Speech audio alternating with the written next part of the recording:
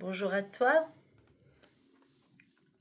je t'invite à nouveau aujourd'hui à une petite réflexion sur une phrase que j'entends souvent dans les conversations autour de moi et particulièrement depuis quelques années où nous sommes entrés dans l'ère du Verseau. C'est une expression qui parle de spiritualité, je dis bien spiritualité et non religion ou religieux. Tu me dis que tu suis un chemin spirituel, que tu es en chemin, ou bien que tu suis un chemin spirituel. Je voudrais qu'on regarde et qu'on réfléchisse ensemble sur ce que veut dire cette expression suivre un chemin spirituel, ou plus précisément le mot spiritualité. Est-ce que la spiritualité est une tour suspendue au-dessus des nuages, loin des bruits du monde, loin des tensions, des contradictions et des fragilités humaines? Souvent je te vois dans une forme de détachement absolu, comme si être spirituel signifiait ne plus être touché, ni affecté, ni ne plus douter, ne plus souffrir, ni même être traversé par les incertitudes de la vie. Est-ce que c'est ça la spiritualité? Est-ce que être en chemin spirituel, c'est considéré comme devenir quelqu'un d'invulnérable, quelqu'un qui prétend tout comprendre, tout savoir, qui évite les conflits, les émotions ou les responsabilités très terre-à-terre du quotidien? La spiritualité est-elle une fuite élégante de ce qui se passe autour de toi sur Terre, dans ton quotidien? Je crois que la spiritualité ne demande pas de quitter le monde, mais bien au contraire d'y être totalement présent. La spiritualité véritable ne demande pas non plus d'adhérer totalement à une pratique, à un rituel ou à une cérémonie particulière. La spiritualité véritable te demande de rester au cœur de la vie, avec tout ce qu'elle comporte d'imprévisible, d'inattendu. La véritable spiritualité, à mon avis, te demande de connaître aussi tes zones d'ombre, mais aussi ton pouvoir de transformer tes zones d'ombre.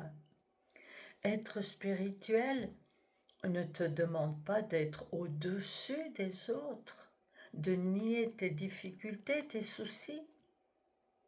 Est-ce que ça ne serait pas plutôt être dans le monde, mais avec une qualité de regard différent sur le monde?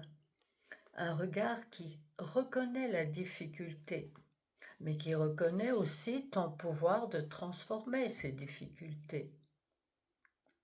Cela demande bien sûr une forme d'humilité, celle de ne pas te croire arrivé déjà, car même si tu es en chemin spirituel, la vie te continue de te tester, même si tu te dis très spirituel.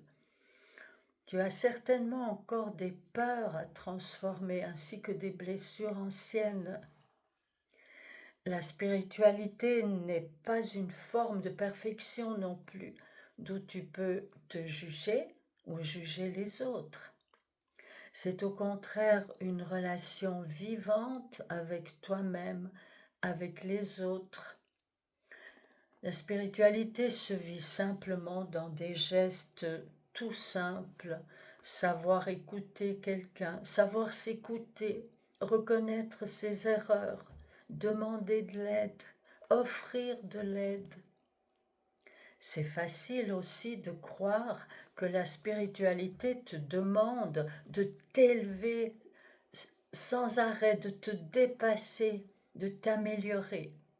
Cette exigence peut devenir pour toi une pression intense, une sorte de rejet de qui tu es réellement, comme si tu ne t'aimais pas comme tu es, comme si tu ne pouvais pas accepter certaines parties de toi. Tu n'acceptes pas ce qui est au fond de toi. La spiritualité ne te demande pas de te débarrasser de certaines parties de toi. Elle t'invite à te rencontrer.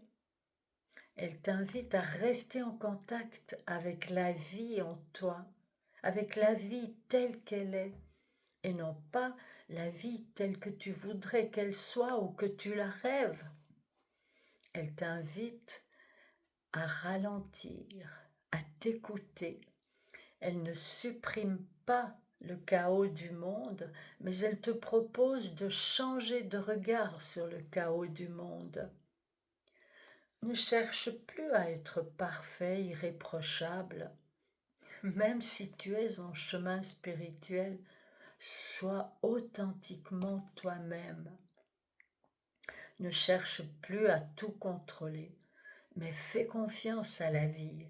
Sois plus cool.